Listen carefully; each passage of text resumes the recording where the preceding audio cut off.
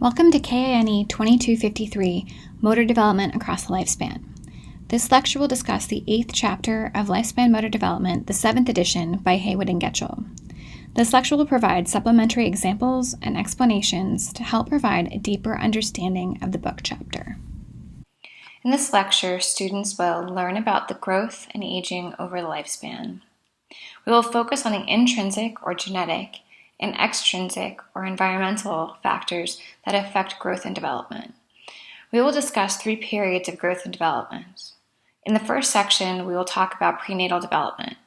In the second section, we will talk about early postnatal development, including infancy, childhood, and adolescence.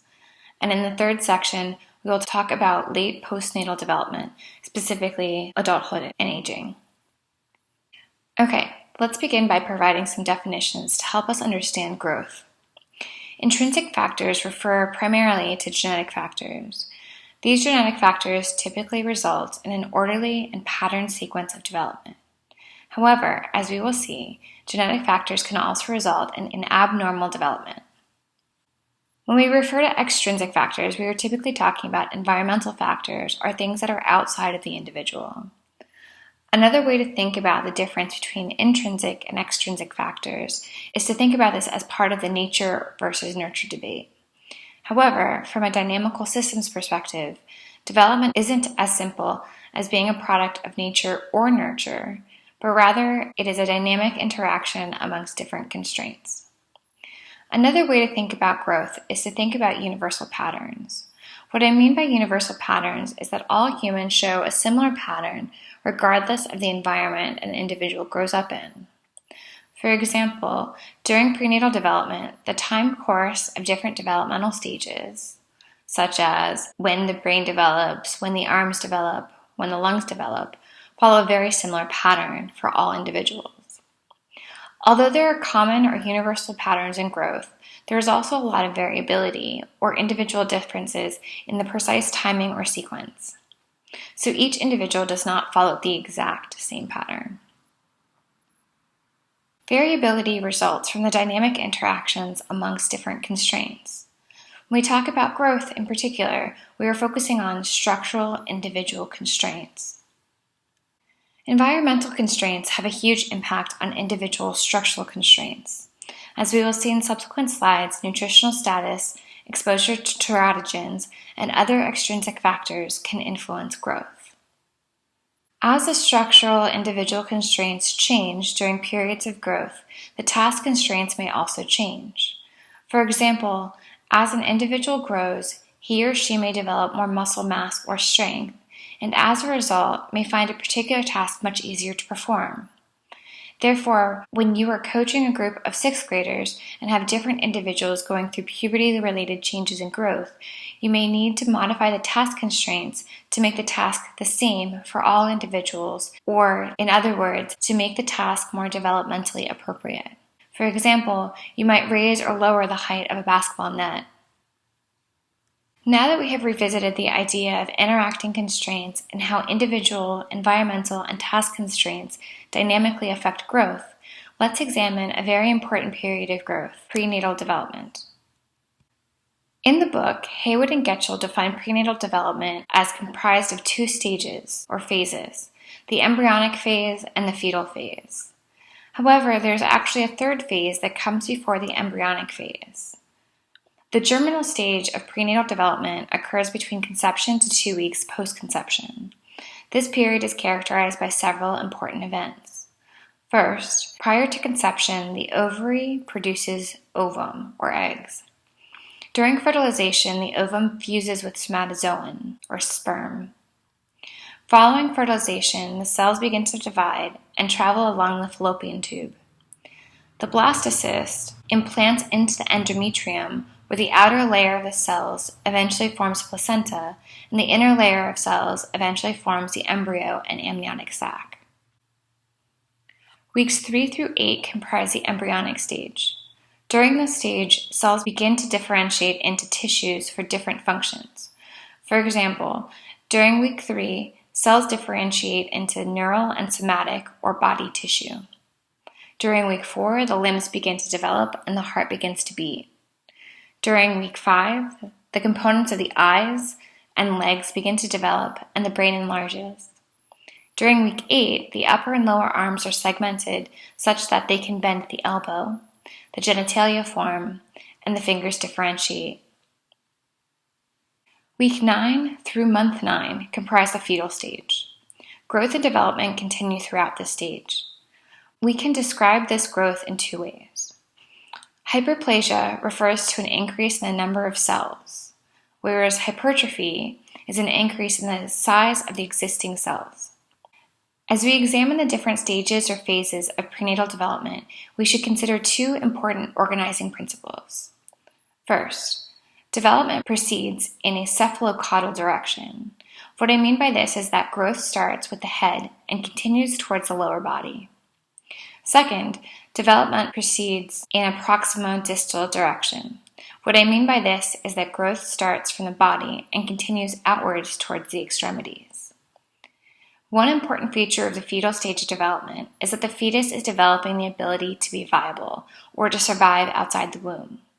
To do this, all of the major organ systems must be functional. This slide outlines the major landmarks in embryonic and fetal growth. As you can see, with each week of development, there is a change in the length, weight, and the appearance of the embryo or fetus. Moreover, there is a corresponding change in the development and function of internal organs. Typically, we consider a baby to be premature if delivered at 37 weeks or earlier. Depending on how premature the baby is, several different organ systems may not have yet developed. Commonly, premature infants have respiratory problems and may have some learning disabilities.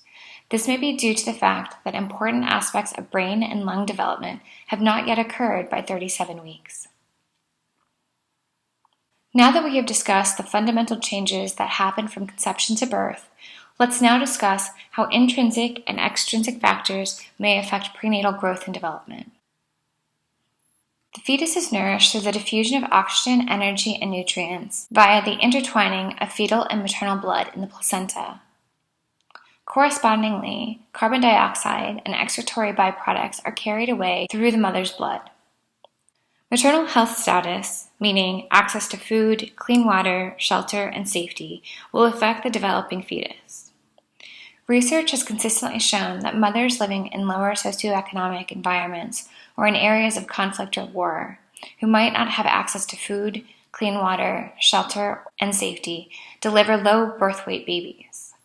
Low birth weight is associated with many negative outcomes, including poor immune function, and thus making these infants susceptible to disease, infection, and death. Low birth weight is also associated with disrupted brain development. In addition to oxygen, energy, and nutrients, other compounds can pass through the placenta and adversely affect the developing fetus.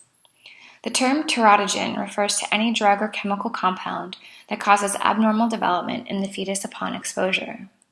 Teratogens can include viruses, chemicals, drugs, and alcohol. For example, drinking alcohol can lead to a disorder called fetal alcohol syndrome.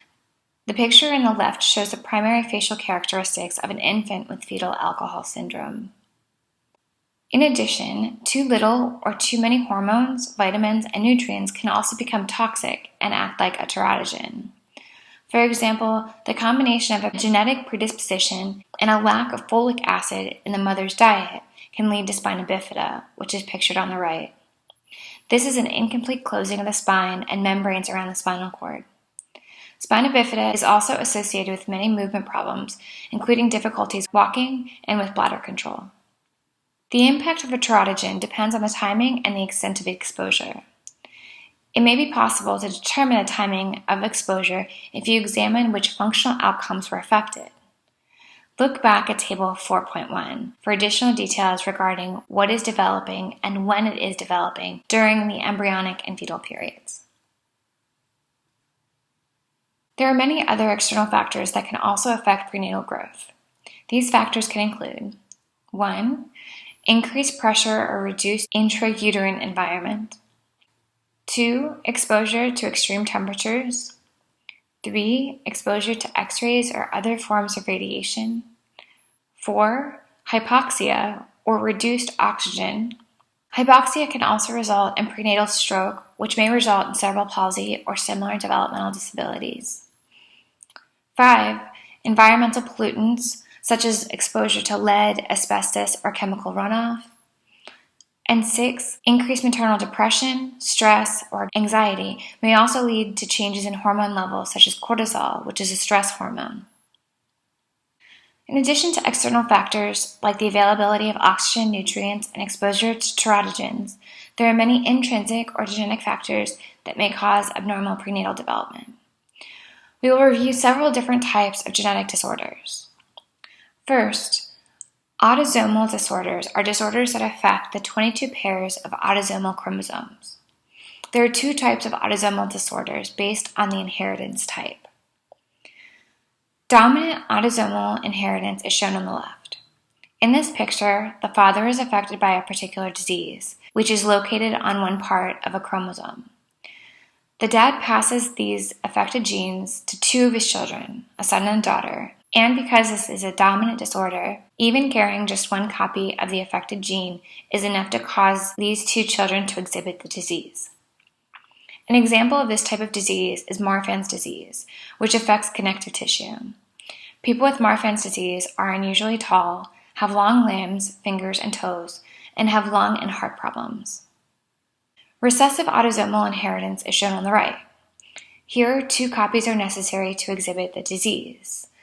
So each of the parents are considered a carrier because they each carry 1 copy of the disease. Because they do not carry 2 copies, the parents are both unaffected by the disease. The mom and dad pass their genes to their children. The combination results in 1 child that is unaffected and does not carry the gene for the disorder.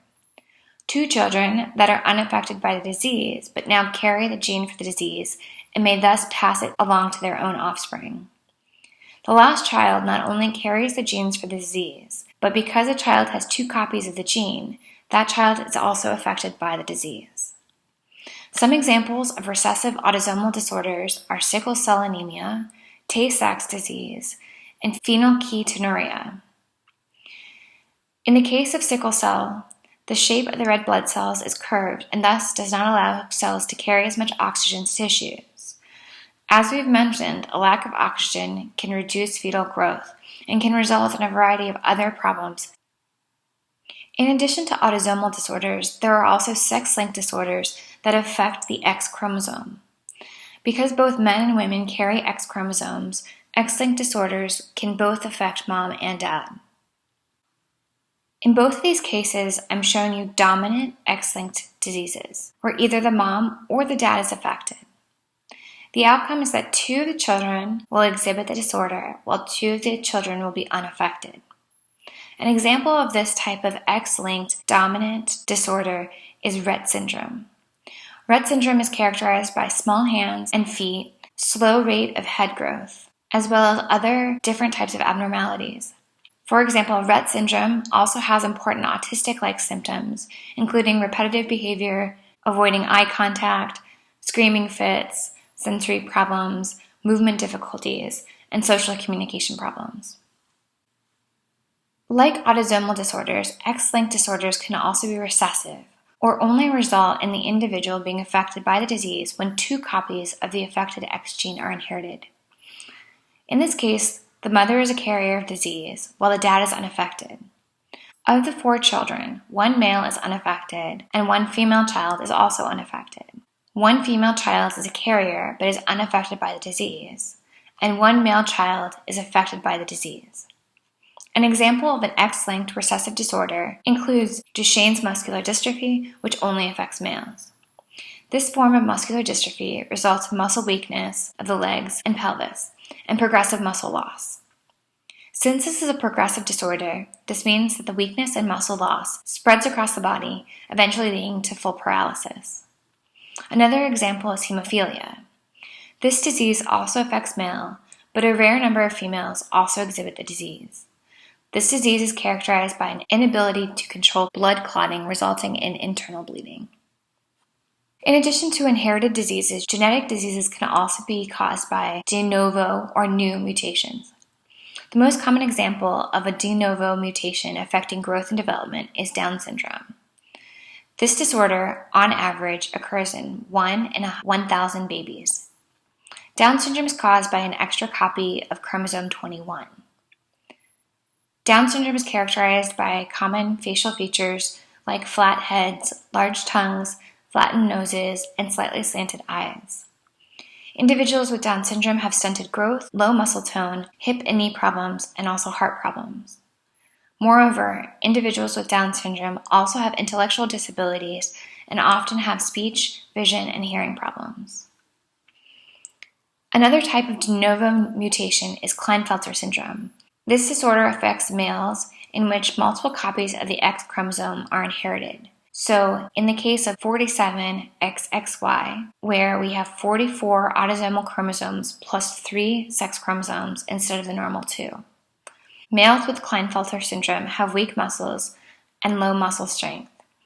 They are typically taller than average but have poor movement coordination. Given the negative outcomes of these different disorders, particularly the genetic disorders, different techniques can be used for early detection of abnormal fetal development. For example, genetic testing may be necessary if a known genetic disorder runs in a family. For example, if the parents may be carriers or actually have a disease. Amniocentesis is a procedure in which the amniotic fluid is extracted using a large needle. The amniotic fluid contains fetal cells, which can then be tested for genetic disorders such as Down syndrome. More recently, diagnostic ultrasound has also been used to detect fetal abnormalities, including the presence of potential cerebral palsy. Let's summarize what we have discussed in this first section on prenatal development before moving on to early postnatal development. First, prenatal development represents a very important period or sensitive period for growth. It's important to understand the stages and timing of development of different functional systems. Prenatal abnormalities can arise from genetic factors, intrinsic factors, or a combination of both. These abnormalities can have a long-term impact on growth and development beyond the prenatal development stage. By understanding the potential causes of abnormal prenatal development, we may help to reduce or minimize the impact of exposure.